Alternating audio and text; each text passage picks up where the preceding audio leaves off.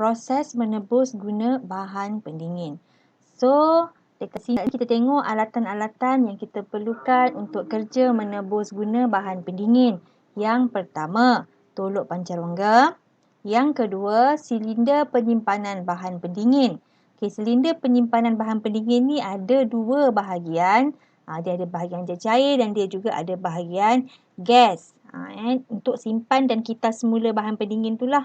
Macam mana kita nak asingkan dia, kita guna unit tebus guna. Unit tebus guna inilah yang akan membantu kita untuk asingkan kalau gas dekat kawasan gas, kalau cecair dekat kawasan cecair untuk simpan dekat dalam silinder penyimpanan bahan pendingin ni.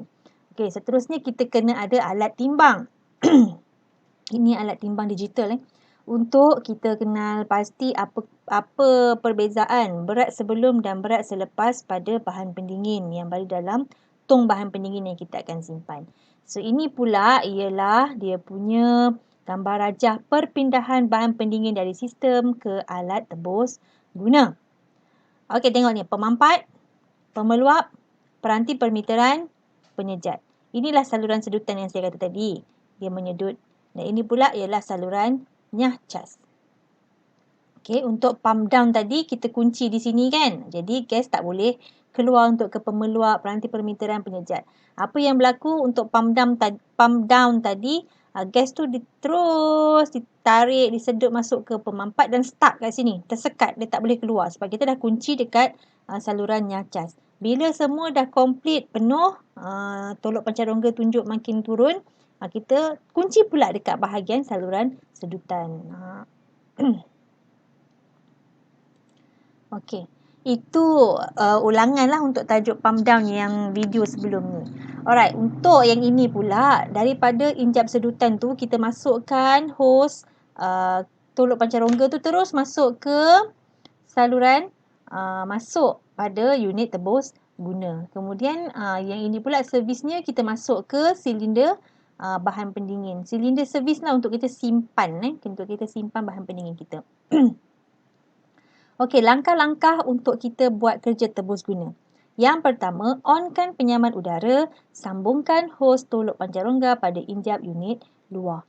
Bahagian yang tadilah, bahagian yang sedutan tu, kita buka cap dia. Lepas kita buka cap dia tak gambar. Oh, tak ada. Ni, kat sini ada cap. Ada cap dia, buka dan kita pasang dekat situ lah. Dekat area sedutan yang besar tu. Okey, seterusnya ialah rekod bacaan timbangan sebelum proses tebus guna dilakukan. Tengok berapa berat pada silinder bahan penyimpanan ni. Kemudian buka knob mesin tebus guna ke recover. Ke atas ni recover, kita halakan dia ke sana. Dan buka injap inlet unit tebus guna. Kat sinilah.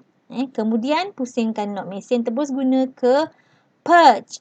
Purge tu ialah lakukan perlegaan. Kita buang dulu gas yang tak perlu. Kita purging dia. Buang dulu gas yang tak diperlukan. Kemudian baru kita masukkan gas sebenar yang ada dalam sistem ke dalam kita punya tong penyimpanan. Okey, nombor 4, on unit dan tunggu unit tebus guna tutup secara automatik. Bila dah habis, dia akan tutup secara automatik. Alright. Tutup injap outlet unit tebus guna, kita offkan dia. Tadi kita tulis purge kan, purge. Lepas tu purge tu dikeluarkan gas lah. Kemudian kita tutup dia. Okey, offkan dia.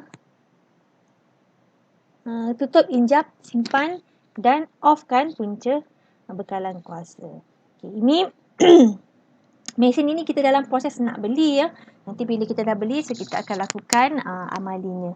Okey, itu sahaja untuk prosedur tebus guna bahan pendingin.